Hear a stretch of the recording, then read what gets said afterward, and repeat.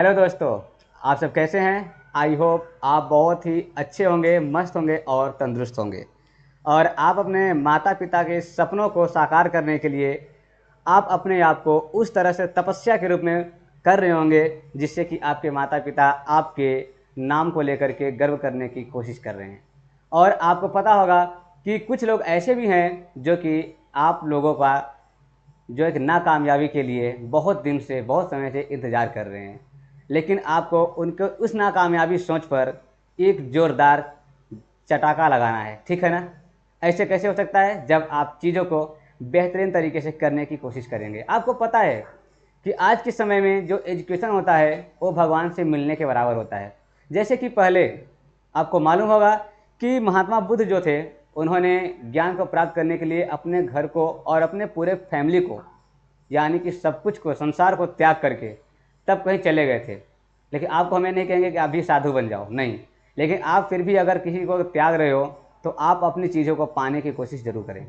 ये नहीं कि आप कहीं बाहर जा कर के मस्ती आराम से करें और मज़े लें। ये अगर आप करेंगे तो आपके लिए प्रॉब्लम हो जाएगा, ठीक है? और आपको पता होगा कि हम लोगों ने अभी तक रासायनिक अभिक्रिया एवं समीकरण, जो कि क्लास 10th का पार्ट 1 है, जो कि अभी आप पार्ट 2 देख चुके हैं और पार्ट 3 में आज हम लोग देखने वाले हैं।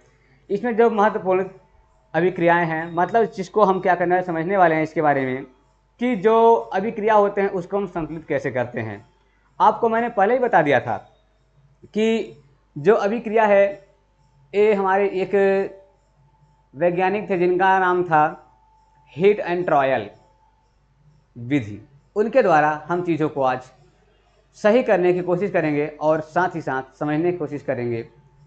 और आपको पता होगा कि इस चैनल पर अनेकों टीचर बहुत ही बेहतरीन तरीके से आपको अलग अलग टॉपिक देने की कोशिश करते हैं हर एक सब्जेक्ट को लेकर के। तो चलिए, समय को ज़्यादा हम लोग व्यतीत नहीं करेंगे क्योंकि समय बहुत कम बचा हुआ है। और आपको पता होगा कि ये हमारा जो रथ चल रहा है इस शून्य से लेकर के शिखर तक चलने की तैयारी में है। और ये रथ चल चुका है, अब इस रथ को रोकने वाला कोई है नहीं। अब चलने दीजिए, बस आप साथ देते रहिए। अब देखिए ये रथ कितनी तेज़ी से चलेगी। एक समय ऐसा आएगा कि आप यहाँ आओगे, बोलोगे सर हमने तो बहुत अच्छा स्कोर किया है इस सब्जेक्ट में। क्योंकि हम यही चाहते हैं कि जो गरीब से गरीब लड़के हैं वो भी इस चीज़ को देख करके बहुत बेहतरीन तरीके से चीज़ों को करके आएँ और उनका अच्छा खासा नंबर इंक्रीज हो, बूस्ट हो, ठीक है? तो चलिए हम लोग चलते हैं और देखते हैं आज का हमारे पास पहला सवाल क्या है। हमारे पास सवाल से पहले आपको पता है कि हम आपको थोड़ा सा मोटिवेट करते हैं जिससे कि आपके अंदर थोड़ी सी क्या होती है एनर्जी उत्पन्न हो सके पढ़ने के लिए। तो आज फिर से मैं एक बात फिर दोहरा रहा हूँ इस चीज़ों को कि आपको पता होगा कि अपने जो जीवन होता है ना उसकी तुलना किसी के साथ कभी नहीं करनी चाहिए। क्योंकि आपको पता होगा सूर्य और चंद्रमा, इनके बीच भी कोई तुलना नहीं है। इनको मालूम है कि मुझे चमकना कम है, मुझे कब चमकना है। अगर रात को अगर चंद्रमा चमकता है तो रात को सूर्य की औकात नहीं है कि आके चमक जाएगा। और अगर दिन में अगर सूर्य चमकता है तो चंद्रमा की इतनी हैसियत नहीं है कि उनके पास जाके चमक जाएगा। इसलिए अपनी तुलना कभी किसी से मत करना। आप जैसे भी हो, जो भी, बहुत अच्छे हो, बहुत बढ़िया, बहुत मस्त हो, ठीक है? अपनी पढ़ाई को बेहतरीन करते रहिए और थोड़ा थोड़ा कभी कभी जनरेट आप एनर्जी को उत्पन्न करते रहिए। चलिए देखते हैं आज का पहला सवाल क्या है।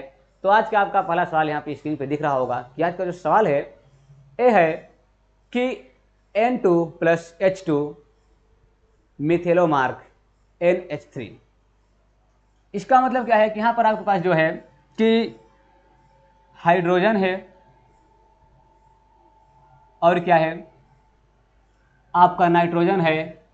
इन दोनों को जब हमने अभिक्रिया कराया तो हमारे पास प्राप्त क्या होता है? हमारे पास प्राप्त होता है अमोनिया, NH3। इसको हम लोग कहते हैं अमोनिया। क्या बोलते हैं इसको? हम लोग अमोनिया कहते हैं, ठीक है?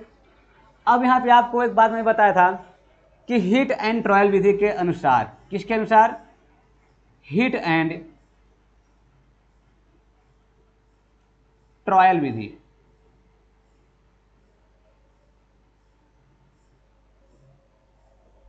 के अनुसार हमें करना क्या होता है?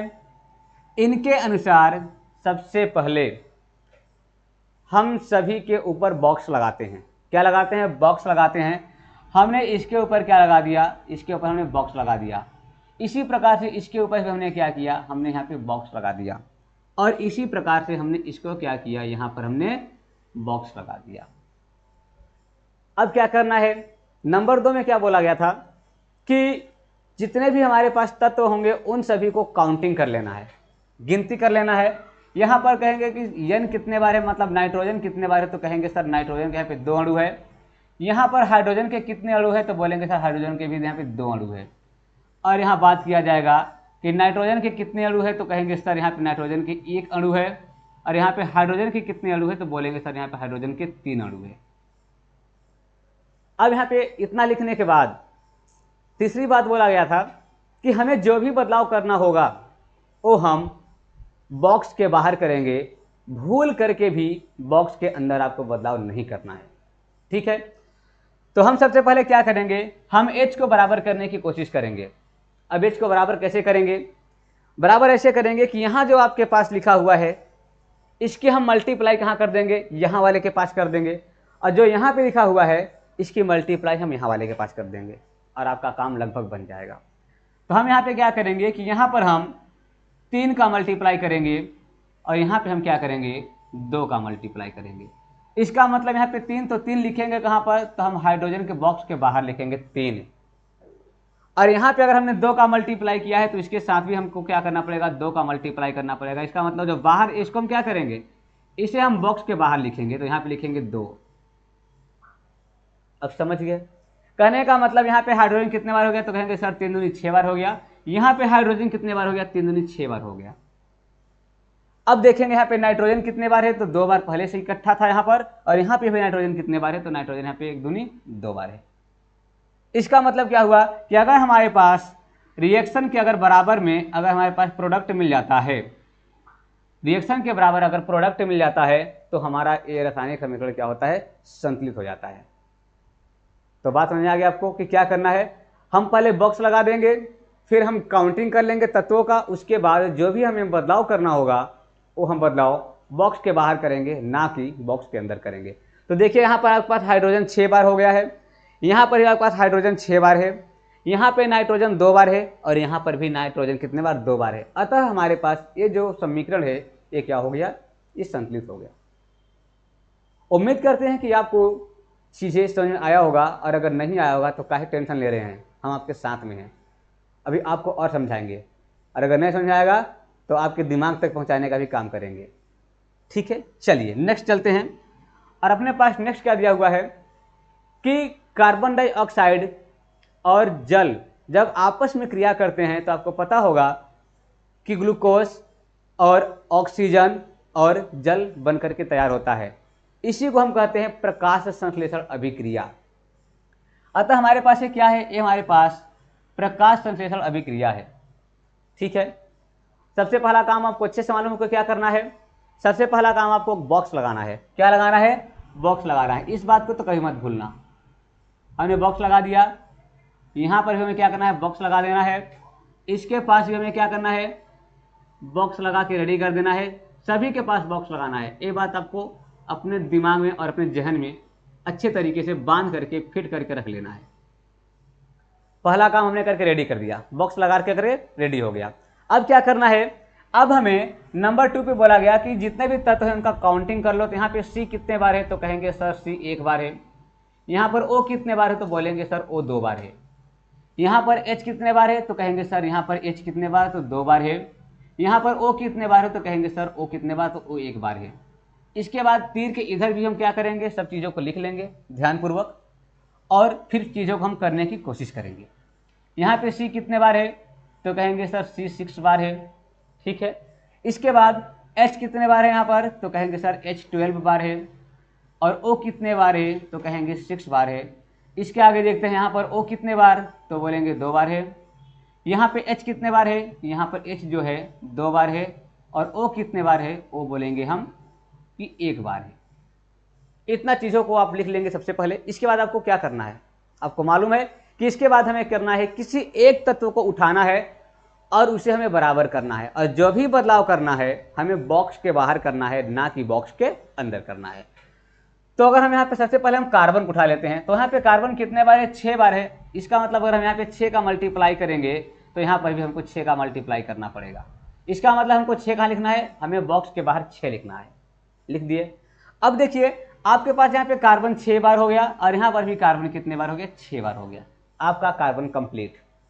इसी प्रकार से करना है, आराम से, धीरे धीरे, क्योंकि ये आपका जो है कि रसायन विज्ञान है, केमिस्ट्री है। एक कहावत बना हुआ है कि फिजिक्स केमिस्ट्री ऐसी वफा, संझा पढ़ सवेरे सफा। इसलिए आराम से, धीरे धीरे, स्लोली स्लोली। कहने का मतलब कि यहाँ पे क्या था कि कार्बन 6 था, हमको यहाँ पे कार्बन 6 बार करना था। हमने क्या किया, हमने किया कि इस वाले 6 का मल्टीप्लाई हमने यहाँ पे कर दिया। अब मल्टीप्लाई करते ही, अब मल्टीप्लाई करेंगे कहाँ, तो बॉक्स के बाहर करना है। हमें बॉक्स के बाहर किया 6 और 6 का, तो हमारे पास कार्बन 6 तो कंप्लीट हो गया, लेकिन यहाँ पर ऑक्सीजन कितने बार बन गया, टोटल ये बन गया आपके पास 12 बार बन गया। कितने बार बन गया, 12 बार बन गया। अब यहाँ पे आपको देखना होगा कि यहाँ पर आपको पता होना चाहिए कि जब हमारा प्रकाश संश्लेषण अभिक्रिया होता है तो ऑक्सीजन के 6 अणु प्राप्त होता है और जल के भी 6 अणु प्राप्त होता है। यही बात आपको याद रखना है, ठीक है ना। अब देखिए आपके पास यहाँ पे कुल कितना हो गया, तो ये आपके पास 6 दूनी 12 हो गया। यहाँ पर ये कितना हो गया, ये आपके पास 6 दूनी 12 हो गया। और आपके पास ये वाले अब सब क्या हो जाएंगे, इसमें भी 6 का मल्टीप्लाई करेंगे, ये भी आपके पास 12 हो जाएगा। और यहाँ भी 6 का मल्टीप्लाई करेंगे, ये भी आपके पास 6 का 6 हो जाएगा। इतना चीज समझ में आ गया। अब हम क्या करेंगे, अब हाइड्रोजन को उठा लेंगे कि हाइड्रोजन कितने बार है। यहाँ पर हाइड्रोजन 12 बार है और यहाँ पर भी हाइड्रोजन कितने बार है, तो कहेंगे सर 12 बार है। इसका मतलब 12 और 12 कितना हुआ, तो टोटल 24 हुआ। और यहाँ पे हाइड्रोजन कितने बार है, यहाँ पे हाइड्रोजन 2 बार है। इसको हमको 24 करना है, तो क्या करेंगे, कहेंगे सर अगर हम यहाँ पे अगर 12 का मल्टीप्लाई कर देते हैं तो हमारा 24 हो जाएगा। तो 12 का मल्टीप्लाई कहाँ करना है, आपके बॉक्स के बाहर करना है। तो 12 दूनी 24 हाइड्रोजन और यहाँ पे 12 और यहाँ पे 12, 24 कंप्लीट, ठीक है ना। ये आपका क्या हो गया, 24 कंप्लीट हो गया, हाइड्रोजन कंप्लीट हो गया। इसके बाद अब देखते हैं ऑक्सीजन कितने बार है। यहाँ पे 12 बार ऑक्सीजन है, यहाँ पे 12 बार, 12 12 24 बार ऑक्सीजन है। और यहाँ पे देख लेंगे, यहाँ पे 6 बार ऑक्सीजन, यहाँ पे 6 बार, 12 हो गया और 12 24। क्या आपके दोनों तरफ आपके रिएक्शन और आपका जो प्रोडक्ट है वो क्या बराबर हो गया, तो कहेंगे जी सर आपका ये बराबर हो गया। अगर ये बराबर हो गया तो इसी को हम कहते हैं रासायनिक समीकरण संतुलित हो जाना। ओके, आगे देखते हैं क्वेश्चन नंबर 3। क्या दिया हुआ है, इधर दिया हुआ है कि अगर हम नमक को और जल को और कार्बन डाइऑक्साइड को, अगर तीनों को अगर आपस में क्रिया करते हैं तो हमारे पास क्या प्राप्त हो रहा है, हमारे पास प्राप्त हो रहा है सोडियम कार्बोनेट और क्या प्राप्त हो रहा है, हाइड्रोक्लोरिक अम्ल प्राप्त हो रहा है। कुछ और भी हो सकता है, देखते हैं क्या प्राप्त होता है। अब इसे हमें करना क्या है, इसे हमें संतुलित करना है। तो पहला काम अच्छे से मालूम होगा कि पहला काम बॉक्स बना लेना है। पहला काम क्या करना है, बॉक्स बना लेना है। ज़्यादा हीरो बनने की कोशिश ना करें, आराम से पढ़ें, ठीक है, क्योंकि जल्दी का काम शैतान का होता है और आप तो भगवान हो, तो भगवान का काम आराम से होता है। देखते होगे ना, उसी तरीके से आप भगवान बन जाओ। कुंभकर्ण बनने की भी कोशिश ना करो, वो भी शैतान था, रात भर सोता था, दिन भर सोता था। आपको दिन भर जगना है, रात भर जगना है, क्योंकि माता पिता के सपनों को साकार करना आपका जिम्मेदारी है। उनका जितना काम था उन्होंने किया, उन्होंने आपको पता नहीं कहाँ से लेके आया, इस जहाँ में लाके खड़ा किया, आपको इतना बड़ा किया। अब आपकी बारी है माता पिता का सेवा करने की, तो कोशिश करो, ठीक है। अब क्या करेंगे, सभी को हम क्या करेंगे, सभी पहले बॉक्स में बंद कर लेते हैं। यहाँ हमने इसको बॉक्स में बंद कर लिया, सबको लो भाई बॉक्स में बंद कर लिए, इसको भी बॉक्स में बंद कर लिया। अब क्या करना है, अब हमें इन सभी को पहले काउंट करना है। यहाँ पे Na कितने बार है, तो बोलेंगे सर Na 1 बार, सोडियम 1 बार, क्लोरीन कितने बार, कहेंगे 1 बार, H कितने बार, कहेंगे सर 2 बार, ऑक्सीजन कितने बार, बोलेंगे सर 1 बार, कार्बन कितने बार, बोलेंगे 1 बार, ऑक्सीजन कितने बार, बोलेंगे 2 बार। अब क्या करना है, इधर देख लेते हैं, इधर आपका सोडियम कितने बार, तो बोलेंगे 2 दूनी 4 बार। कितने बार, 2 दूनी 4 बार। कार्बन कितने बार, तो बोलेंगे सर यहाँ पे कार्बन हो जाएगा 2 बार। ऑक्सीजन कितने बार, तो बोलेंगे 3 दूनी 6 बार। यहाँ पे हाइड्रोजन कितने बार, तो बोलेंगे 1 बार। क्लोरीन कितने बार, बोलेंगे 1 बार। अब करना क्या है, सबसे पहले यहाँ पे हम क्या करेंगे, सोडियम को बराबर करने की कोशिश करेंगे। क्या करेंगे, सोडियम को बराबर करने की कोशिश करेंगे। यहाँ का 4 है, वहाँ पर 1 है, तो क्या करेंगे 4 से मल्टीप्लाई कर देंगे। क्या कर देंगे, 4 से मल्टीप्लाई कर देंगे। कर दिए, तो ये 4 से जो मल्टीप्लाई किए हैं ना, ये हमें बॉक्स के बाहर करना है। तो कहाँ करना है, बॉक्स के बाहर। तो क्या यहाँ पर आपके सोडियम 4 और क्या यहाँ पे सोडियम 4 बराबर हो गए, क्या हो गए, बराबर कर लिए। किसी एक तत्व को पहले बराबर करना होता है, एक बात ध्यान रखिएगा, तब तो कर पाओगे, नहीं तो भूल जाओगे। एक को बराबर करो, ओके। अब हम क्या करेंगे, यहाँ पे कार्बन एक बार, यहाँ पे कार्बन 2 बार, तो हम क्या करेंगे, यहाँ पे हम क्या करेंगे, यहाँ पे हम मल्टीप्लाई कर देंगे 2 का। किसका कर देंगे, 2 का मल्टीप्लाई कर देंगे। तो ये आपका क्या हो जाएगा, 2 1 का 2 हो जाएगा, ये आपका 2 दूनी 4 हो जाएगा। तो हमें 2 का मल्टीप्लाई कहाँ करना है, यहाँ करना है, ठीक है। तो ये क्या हो जाएगा, यहाँ पे कार्बन 2 बार हो गया और यहाँ पे कार्बन 2 बार हो गया, कंप्लीट। अब क्या करना है, अब हमें यहाँ पे ऑक्सीजन को हमें क्या करना है, बराबर करना है। कितने बार, 6 बार बराबर करना है। तो अगर हम ऐसा करते हैं कि अगर यहाँ पर अगर हम मल्टीप्लाई करते हैं कितने का, 3 का, यहाँ भी कितने का करते हैं, 3 का, तो ये क्या हो जाएगा, हम 3 का मल्टीप्लाई यहाँ करेंगे तो कितना हो जाएगा, ये हो जाएगा 3 और ये हो जाएगा 4, 4 3 कितना हो गया, 7 हो गया। यहाँ है 6, तो हम क्या करेंगे, हम अभी 2 O को और अभी हमको करना है, तब जाके हमारा बराबर होगा। अभी हमारे पास ये 2 O बराबर नहीं है, इस 6 को, और यहाँ पे क्या करेंगे, यहाँ पे हम इसको 4 3 7 है और यहाँ पे कितना है, यहाँ पे आपके पास 6 है, ठीक है ना। तो हम करेंगे क्या कि हमारे पास अभी एक यहाँ पे क्या है कि यहाँ पर अभी एक O बचा है, इसको आप रखे रहिए, अभी काम करेगा, अभी बराबर नहीं हुआ है, ठीक है ना। इसके बाद यहाँ पर हमारे पास हाइड्रोजन कितने बार हो गया है, 6 बार हो गया है, और यहाँ पे क्लोरीन कितने बार है, 4 बार है। तो अब क्या हो जाएगा, यहाँ पे अगर हम लगा देंगे 4, तो यहाँ पे क्या आपका क्लोरीन 4 कंप्लीट हो गया। अगर यहाँ पे 4 तो ये भी हमारा क्या हो जाएगा, 4 हो जाएगा। इसका मतलब क्लोरीन 4 कंप्लीट, यहाँ पे क्लोरीन आपका कहाँ गया, यहाँ पे क्लोरीन आपका 4 कंप्लीट हो गया। अब आपको दिख रहा होगा कि यहाँ पे सर अभी हाइड्रोजन 2 बार बचा हुआ है और यहाँ पर ऑक्सीजन अभी 1 बार बचा हुआ है, बस आगे ऐड कर दो, यहाँ प्लस करो और यहाँ पे लिख दो H2 और O लिख दो, काम बन करके रेडी। क्या समझ में आया, ये आपका क्या हो गया, रासायनिक समीकरण संतुलित हो गया। अब ऐसा मत कहना कि सर यहाँ पे तो हाइड्रोजन, यहाँ पे तो जल था तो वहाँ पे जल कैसे हुआ। भाई साहब थोड़ा बहुत जल का अंश कभी बच भी जाता है, ऐसा नहीं कि सब खत्म हो जाएगा, ओके। आगे चलिए, अगला आपके पास क्या दिया हुआ है, अगला दिया हुआ है कि अगर हम जल का अभिक्रिया अगर हम कार्बन डाइऑक्साइड से कराते हैं तो हमारे पास क्या होता है कि किसका, आपके ग्लूकोज के 2 अणु प्राप्त होते हैं, ग्लूकोज के 2 अणु प्राप्त होते हैं। इसका मतलब यहाँ पे हम क्या करेंगे, बॉक्स में बंद करेंगे। चलो भाई पहले बॉक्स में बंद कर दो, इसको बंद कर दिया, इसको भी बंद कर दिया और इसको भी हमने बॉक्स में बंद कर दिया। आराम से समझेंगे, समझ में आएगा, क्योंकि बहुत ही ये जो है कि क्रिटिकल पोजीशन को लेकर के चलता है साथ में, ठीक है। यहाँ पे हाइड्रोजन कितने बार, तो बोलेंगे यहाँ पे सर हाइड्रोजन है 2 बार। ऑक्सीजन कितने बार है, तो बोलेंगे 1 बार है। यहाँ पे कार्बन कितने बार है, बोलेंगे कि 1 बार है। ऑक्सीजन कितने बार है, बोलेंगे कि 2 बार है। इसके बाद इधर देख लेंगे कार्बन कितने बार, तो बोलेंगे 6 दूनी 12 बार। हाइड्रोजन कितने बार, 12 दूनी 24 बार। ऑक्सीजन कितने बार, तो 6 दूनी 12 बार। पहले हम किसी एक को बराबर कर लेते हैं, पहले कार्बन को बराबर कर लेते हैं।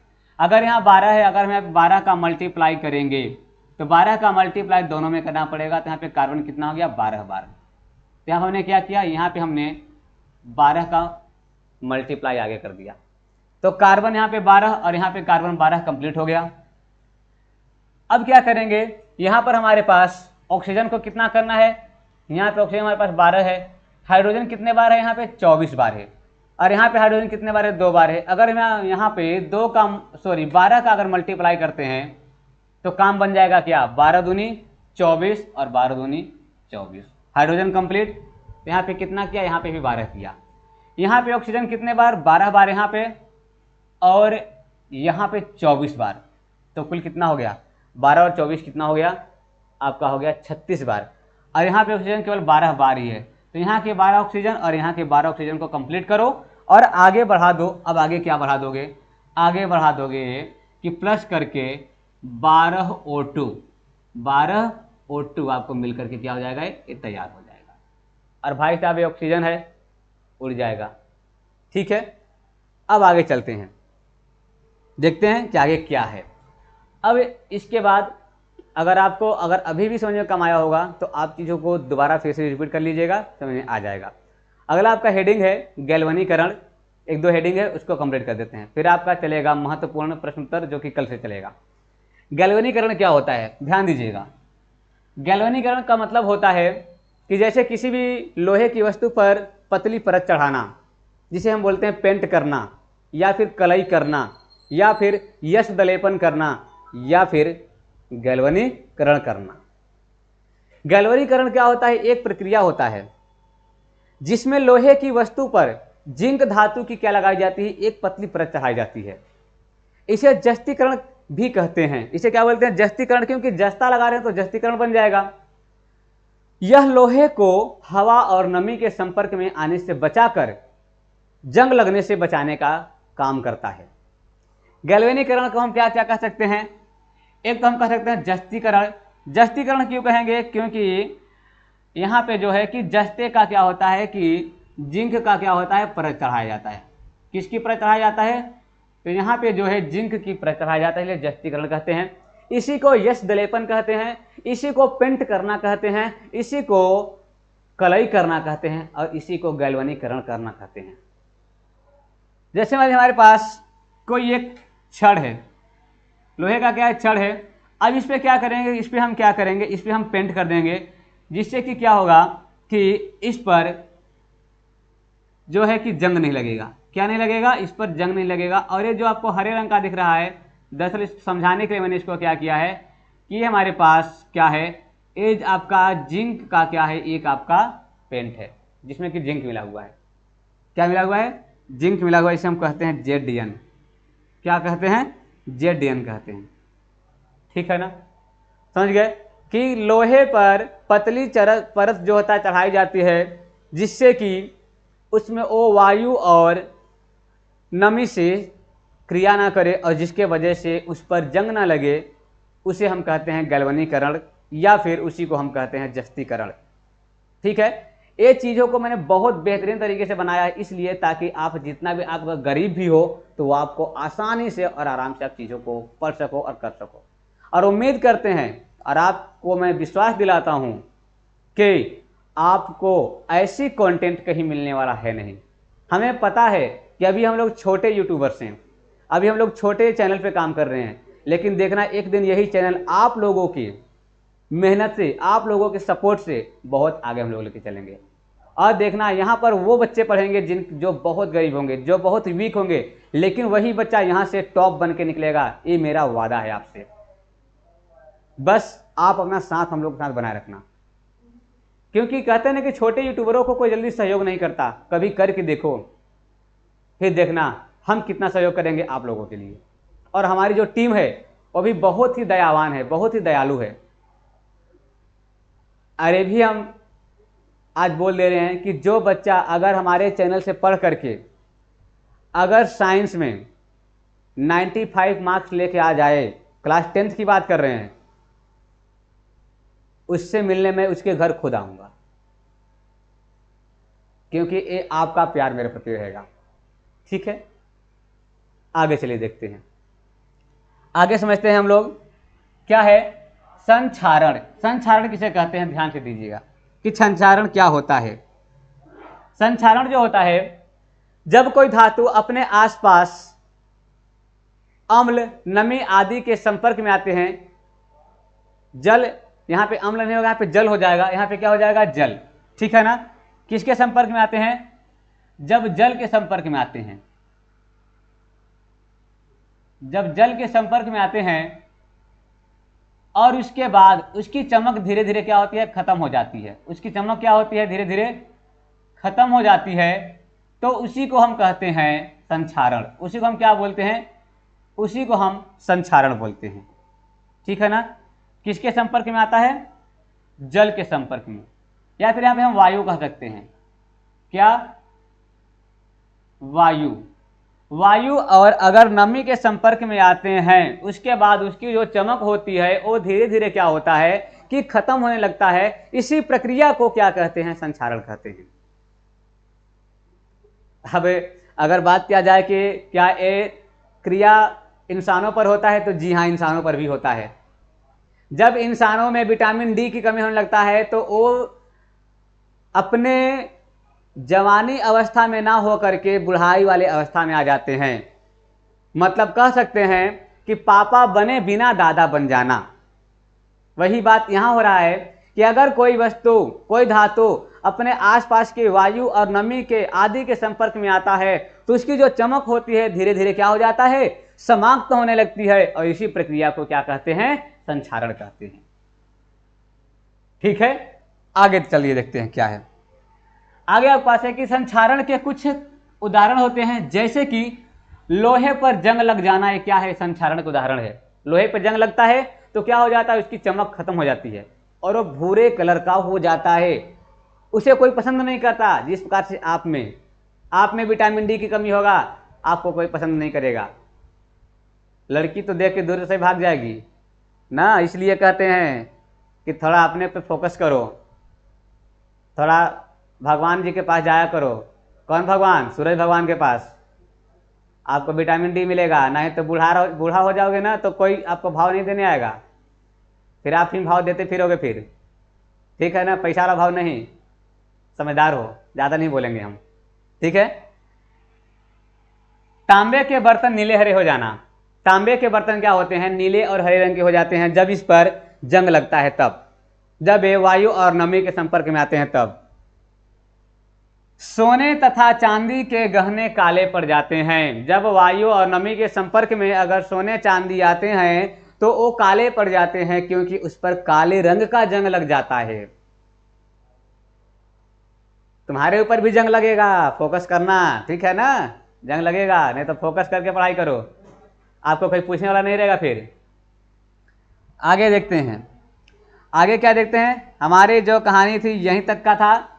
और आज आपको पता होगा, मुझे मालूम है कि आपको बड़ा ही आनंद आया होगा चीज़ों को पढ़ के। और हम चाहते हैं कि आपको पढ़ाते वक्त आपको बेहतरीन तरीके से कंटेंट दे और आपको थोड़ी सी मजाक मस्ती भी करते रहें। तो प्लीज़ इस वीडियो को लाइक, शेयर और सब्सक्राइब जरूर करें और अपने दोस्तों तक जरूर भेजें, क्योंकि अभी हम लोग छोटे क्या हैं, यूट्यूबर हैं, लेकिन एक दिन आपका सपोर्ट इस यूट्यूब को आपके इंडिया में नंबर 1 पे लाएगा, जैसे कि हमारे प्रिय खान सर जी हैं वैसे। और हम भी उन्हीं के नेक रास्ते पे चल रहे हैं और आप लोग सपोर्ट रहेगा तो हम भी उन्हीं के जैसे बन जाएंगे। जय श्री राम।